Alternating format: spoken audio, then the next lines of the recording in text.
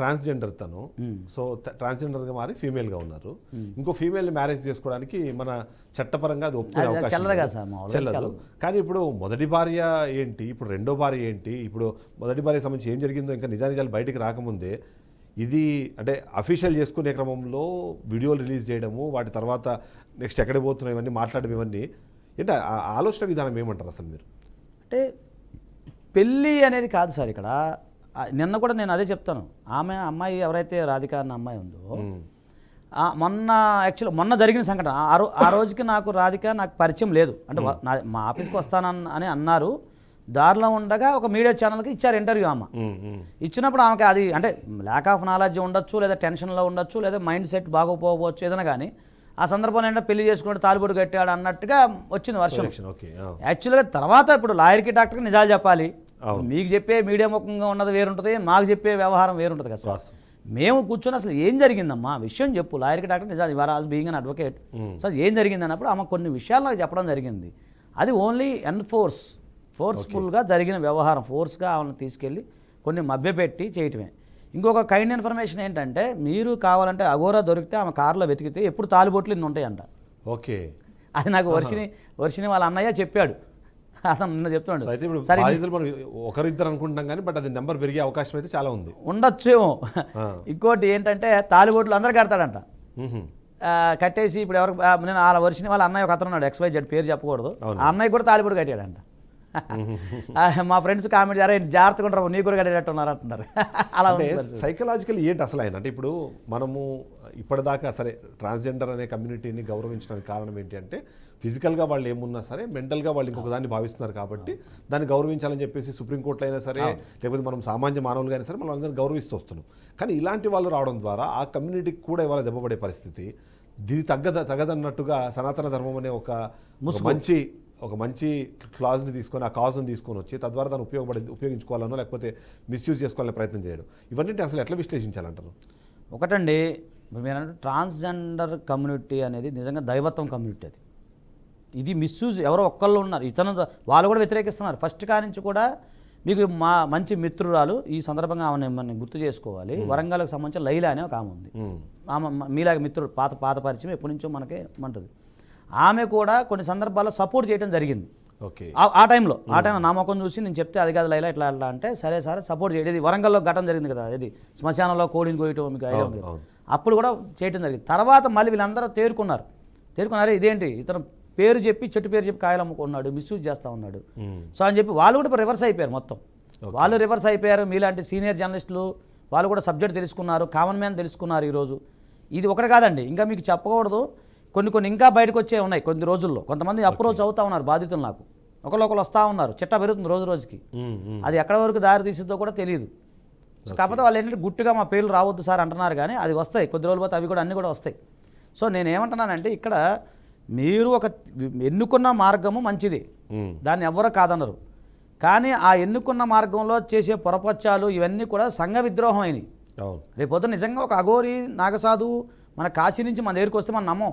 అంతేగా తెలుగు రాష్ట్ర ప్రజలు నమ్మే స్థితిలో లేరు ఈరోజు. నిజంగా జెన్యూన్ పర్సన్ ఎవరన్నా వచ్చి కాశీ నుంచి నేను పూజలు చేస్తాను అమ్మో అనేటట్టు భయపెట్టేశాం.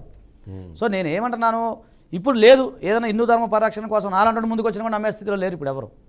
ఒక రకమైన భ్రష్టు పట్టిన వ్యవహారం చేస్తూ ఉన్నది. సో నేనేమన్నా చట్టం ఏ విధంగా ఉంటే ఆ విధంగా వెళ్ళాలి. ఇప్పుడు అక్కడ ఏదైతే FIR కాపీ నా దగ్గర ఉంది, మరి మీ దగ్గర ఉంటే ఓకే నేను పంపిస్తాను. ఏదైతే 318 చీటింగ్ కేసు 10 లక్షల రూపాయలు తీసుకెళ్ళటం అవన్నీ కూడా చాలా ఘోరంగా జరిగినాయి. అక్కడ ఒక అన్యాయం జరిగింది. నిన్న 3,15,000 రూపాయలు ఈ అమ్మాయి ట్రాన్స్ఫర్ చేసింది అతనికి. అది కూడా మా దగ్గర లిస్ట్ ఉంది. ఆ అకౌంట్లో కూడా అమౌంట్ తీసుకున్నాడు. వేరే వాళ్ళ దగ్గర కూడా కొంత తీసుకున్నాడు, ఇంకో వాళ్ళ దగ్గర కూడా కొంత తీసుకుని ఇంకో దగ్గర కొంత తీసుకున్నాడు. సో డబ్బు పరంగా, లైంగికంగా, సామాజికంగా, సంఘపరంగా, వ్యక్తుల పరంగా, నమ్మకం పరంగా, ఒక హిందూ ధర్మానికి వ్యతిరేకంగా ఇన్ని రకాలుగా చేస్తున్నప్పుడు మీరే చెప్పాలి పెద్దలు. అయితే మీరు ఒక పాయింట్ చెప్పండి. తను స్టార్టింగ్లో అంటే మీతో అప్రోచ్ అయినప్పుడు కానీ, అంటే మీతో మాట్లాడినప్పుడు కానివ్వండి, ఏం చెప్పేవాళ్ళు అంటే ఇప్పుడు హిందూ ధర్మ పరిరక్షణ గురించి మాట్లాడినా లేకపోతే ఇంకో విషయం గురించి మాట్లాడినా అంటే మీరు ఏదో ఒక విషయంలో కన్విన్స్ అయిన తర్వాతనే వాళ్ళతో పాటు మీరు ట్రావెల్ చేస్తుంటారు. సో ఏ పాయింట్తో కన్విన్స్ చేశారు మిమ్మల్ని? ఆ తర్వాత దాని అబద్ధం తెలుసుకోవడానికి మీకు అంటే ఏం రీజన్స్ వచ్చాయి? అవునండి, ఇప్పుడు ఆ టైంలో ఏమి కన్విన్స్ అనేది ఏం లేదండి. అందరూ ఇంటర్వ్యూ చేస్తున్నారు, ఇది జరిగింది, నేను చెప్పాను, సరే నన్ను తండ్రి అనేది ఫోన్ చేసినప్పుడల్లా తండ్రిని కాలు మోగుతా తండ్రి అట్లా మాట్లాడు. అలా మాట్లాడటం జరిగేది. అమ్మ జాగ్రత్తగా వెళ్ళాము, ఏదైనా ఉంటే ఫోన్ చేయి నాకు, సో మీరు ఫోన్ చేయండి, ఇది ఉంది కదా మీకు ఆర్డర్ కాపీ నేను పంపించాను కదా, అది మీరు చూపించండి, భయపడాల్సిన అవసరం లేదు, మీరు జాగ్రత్తగా ఉండండి అని చెప్పేదాకా అక్కడ అంతా అన్నీ అయిపోయినాయి. అయిపోయిన వాళ్ళు బార్డర్ దాటేశారు. తర్వాత ఓకే. ఇక మనకు సంబంధం లేదు, మర్చిపోయాం, మనం కూడా మన దైనందిక కార్యకలాపాలు మర్చిపోయాను. ఎస్. మళ్ళీ రీసెంట్గా ఈ వర్షిని ఘటన వచ్చినప్పుడే నేను అబ్జర్వేషన్ చేయడం మొదలుపెట్టాను. ఇప్పుడు అప్పటిదాకా మనకేం అవసరం ఉండదు కదా సార్. తర్వాత వీళ్ళు మనల్ని అప్రోచ్ అవ్వటం, ఏది వర్షిని సంబంధించిన పేరెంట్స్ మనల్ని అప్రోచ్ అవ్వటం. మీకు మీడియాలో చెప్పేది వేరు కదా సార్. అవును. ఓపెన్గా మాట్లాడాలంటే మీడియాలో చెప్పేది వేరు, ఎస్. మాకు అడ్వకేట్గా చెప్పేది వేరు. సో అప్పుడు విన్న తర్వాత నేను రియలైజ్ అయ్యాను, మీడియా కథనాలు అనేది మనం ఇప్పుడు ఆబ్వియస్లీ వాళ్ళు ఏం చెప్తారో దాన్ని మేము ప్రెజెంట్ అంతే చేస్తాం కదా సార్. నేను కూడా జర్నలిజం చేసి నాకు కూడా నాలెడ్జ్ ఉంది కాబట్టి మీడియాలో చెప్పేది వేరుంటుంది, కానీ వాస్తవాలు కొన్ని చెప్పొచ్చు, చెప్పకపోవచ్చు, లేదా మీడియా పరంగా కొన్ని ఉండొచ్చు. అవును. కానీ లాయర్ వృత్తిలో వచ్చినప్పుడు, మా వృత్తిలో వచ్చినప్పుడు మాకు అక్కడ స్వేచ్ఛ అనేది ఉంటుంది. అవును. సో వాళ్ళు ఓపెన్గా మాట్లాడేసి ఓపెన్గా చెప్పొచ్చు. సో వాళ్ళు చెప్పినవి కొన్ని ఉన్నాయి, అవి మనం చెప్పకూడదు, కానీ కొన్ని అవి ఉన్నాయి, వేరే చాలా ఉన్నాయండి. అది కానీ ఇప్పుడు వర్షిని పేరెంట్స్ వాళ్ళ వర్షన్ ఏంటి? ఎందుకంటే వాళ్ళు మొదటి నుంచి కూడా ఇతని వ్యవహార శైలిని వాళ్ళు వ్యతిరేకిస్తున్నారు. అంతేకాకుండా నేను అఘోరిని, నాకు ప్రత్యేక శక్తులు ఉన్నాయి, లేకపోతే ఇంకోటి అలాంటి కొన్ని మాటలు చెప్తూ వాళ్ళని ఏమార్చే ప్రయత్నం చేశారు. అదొకటి.